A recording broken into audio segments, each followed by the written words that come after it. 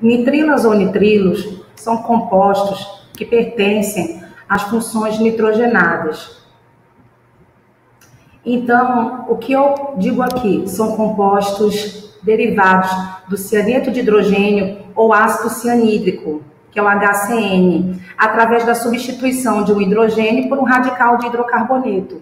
Então, o que eu tenho aqui, olha, o HCN. Então, nesse caso, o que eu estou mostrando aqui? A ligação simples. Então, é através dessa ligação simples que ocorre a saída desse hidrogênio e a entrada de um radical de hidrocarboneto.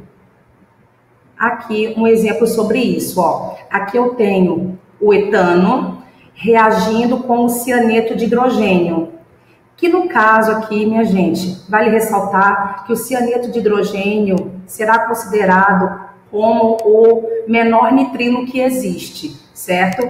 Então, o que acontece? Então, sai um hidrogênio do meu etano, que se combina com o hidrogênio do meu cianeto e vai formar o gás hidrogênio. E nesse caso, o grupo cianeto, através de uma ligação simples, vai se ligar ao radical formado pelo hidrocarboneto e forma o que nós chamamos de função nitrila.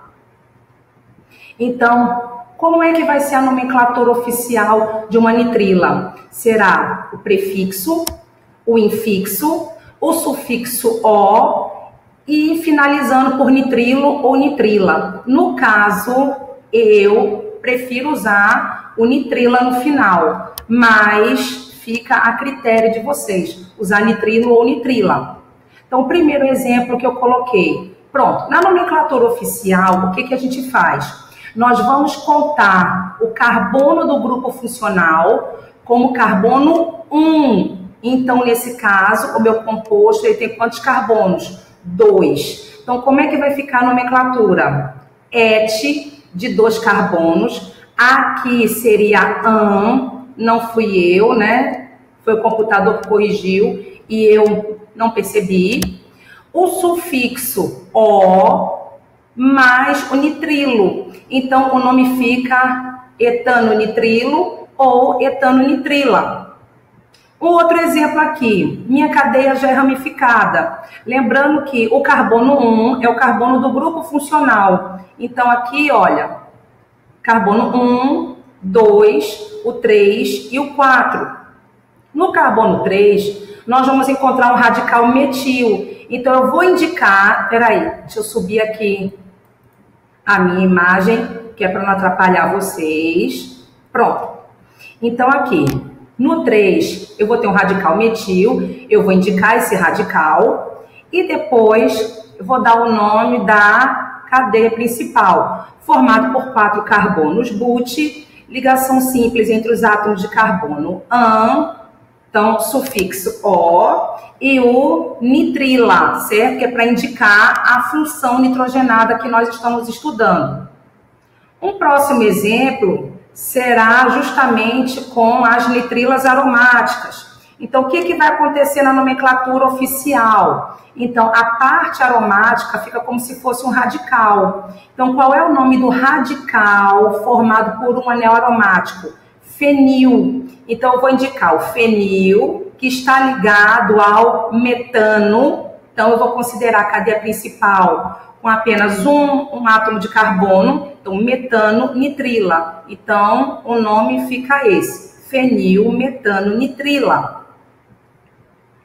Mas esses compostos também eu vou apresentar a nomenclatura usual. E como é que é a nomenclatura usual? Nós vamos começar com o grupo funcional, que é o cianeto, que é o CN, aí vem o radical derivado do hidrocarboneto. Vamos aos mesmos compostos anteriores, mas com a nomenclatura usual. Então, olha, nesse daqui, o que eu vou fazer? Esse CN aqui é o grupo cianeto, ok? Então, fica cianeto aí agora eu vou para o nome do meu radical. Qual é o nome do radical derivado de hidrocarboneto formado por apenas um único carbono? Nós vimos que é o radical metil. Então, o nome vai ficar cianeto de metila. Lembrando que quando o nome do radical vem no final de uma nomenclatura, nós utilizamos o sufixo ila e não iu. Próximo exemplo. Então, aqui agora, eu não vou indicar que a cadeia ramificada. O meu grupo cianeto, que é o CN, e o que sobra é um radical. Então, qual é o nome desse radical aqui, formado por 4 carbonos e que apresenta um carbono terciário e valência livre em carbono primário? É o isobutil. Então, fica o quê? Cianeto de isobutila. No próximo exemplo, então, cianeto de... Aí, qual é o nome do radical derivado diretamente do anel aromático? Fenil. Então, fica cianeto de fenila. Reações de hidrólise. Então, o que eu vou querer mostrar aqui? Deixa eu baixar minha figura de novo aqui. Então, olha só. Nessas reações de hidrólise, o que eu estou mostrando para vocês é que as nitrilas, elas vão sofrer hidrólise. E dependendo do meio em que ocorre essa hidrólise, então eu formo produtos diferentes. Como assim? Primeiramente, o que é hidrólise? É a quebra de uma substância através da água. Nesse caso aqui, nesse primeiro caso, nós estamos com meio ácido. Que eu estou utilizando aqui? O ácido clorídrico. Então, sempre que a minha nitrila sofrer hidrólise em um meio ácido, o produto formado será um ácido carboxílico, tá certo? Agora, quando a minha nitrila sofre hidrólise em meio alcalino, vê que eu estou usando aqui o hidróxido de sódio. Então, quando é em meio alcalino, eu vou formar um sal de ácido carboxílico. Então, a hidrólise, de acordo com o meio em que ela ocorre, eu vou formar produtos diferentes. Ou eu vou formar um ácido carboxílico quando ela se der em meio ácido, ou um sal de ácido carboxílico quando ela se der em meio básico. Agora, quanto às propriedades das nitrilas? Primeira delas são compostos polares. Apresentou nitrogênio. Nitrogênio é um dos elementos mais eletronegativos da tabela. Então, o composto ele é polar. Se ele é polar, mas esse nitrogênio não está ligado ao hidrogênio, então ele vai fazer ligações intermoleculares do tipo dipolo-dipolo, que também é chamado de polo permanente. Não esquecer disso. Então, esses compostos são praticamente insolúveis em meio aquoso. Então, se as menores nitrilas já são praticamente insolúveis, quando eu aumento a quantidade de carbonos, o que eu vou fazer? Ele se torna totalmente insolúvel. Aí eu coloquei aqui, as nitrilas todas, não tem exceção, todas elas são tóxicas. Mas são menos tóxicas do que o cianeto de hidrogênio, que é o ácido cianídrico. Só uma curiosidade.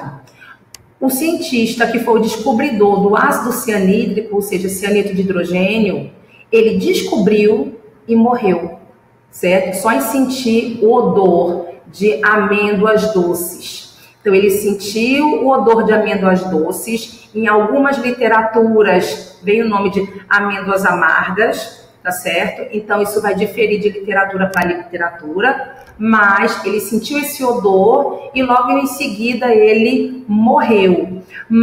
Isso, o cianeto de hidrogênio. Então, as nitrilas são tóxicas, mas não tem, vamos dizer assim, a mesma força que o cianeto de hidrogênio, tá certo? E aqui embaixo, o que eu coloquei? Deixa eu subir de novo a minha figura. Então, eu estou mostrando aqui uma nitrila que é muito importante, que é a acrilonitrila. Então, ela é formada através da reação do acetileno, que é o etino, é o hidrocarboneto, que vai reagir com o cianeto de hidrogênio. Então, quando reage, o que vai acontecer? Eu vou formar o propeno nitrila, aqui ó, são 3 carbonos, prop, ligação dupla em, o O mais o nitrila. Então, comercialmente, esse composto é chamado de acrilonitrila. E aonde é que ele é usado no nosso dia a dia? Ele é o formador das lãs sintéticas. Então, quando nós chegarmos lá em polímeros, nós vamos ver que existe o Orlon, o Darlon e outros que eu coloquei como etc. Então, lembrar futuramente que o Orlon, Darlon, eles são o quê? Derivados da acrilonitrila, ok?